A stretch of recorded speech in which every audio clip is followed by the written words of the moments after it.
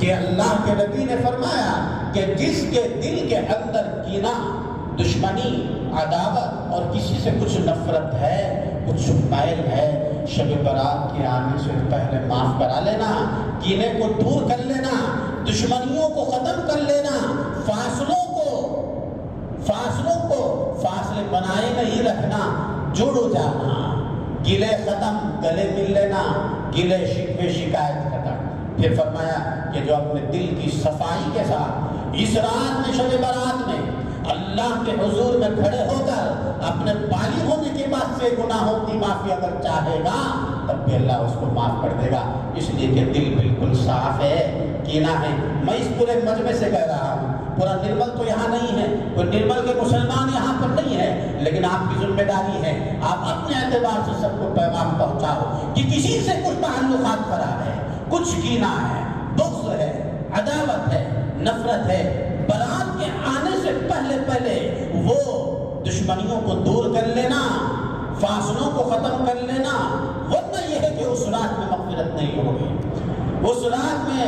اللہ کی طرف سے جو بخشش عام ہے لیکن بخشش کی ہوگی محدود ہوگی۔ وقت نہیں ہے ورنہ ان کی بہت بڑی تفصیل ہے، میں عرض کرتا ہوں۔ پھر فرمایا شرابی کی مغفرت نہیں ہوگی۔ اگر کوئی شرابی ہے اس مجمع میں یا آپ جس کو جانتے ہیں شرابی ہے، اس سے توبہ کرا لینا، توبہ کر لے شب برات سے پہلے، ورنہ ہے شرابی تیری مغفرت نہیں ہوگی۔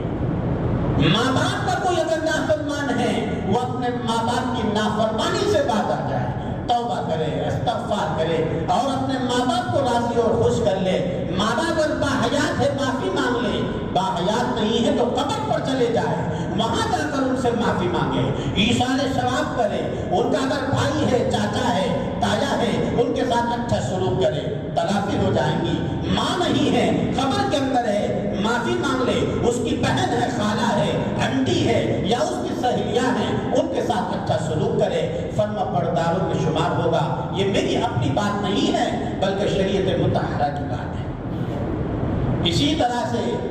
ارشاد فرمایا خط رحمی کرنے والا، یعنی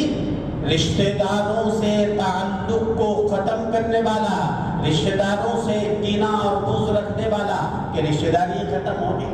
انسان کی 3 رشتہ داریاں ہوتی ہیں، ایک رشتہ داری باپ سے چلتی ہے جو دادیال ہے، ایک رشتہ داری ماں سے چلتی ہے جو ننیال ہے، اور ایک رشتہ داری اس کی بیوی سے چلتی ہے جو سسرال ہے، اور پھر اس کی شاخیں نکلتی ہے۔ انسان کو چاہیے کہ 3 رشتہ داریوں میں بھی اگر کسی سے قطع تعلق ہے اور کسی سے دشمنی ہے تو بس وہ دشمنیوں سے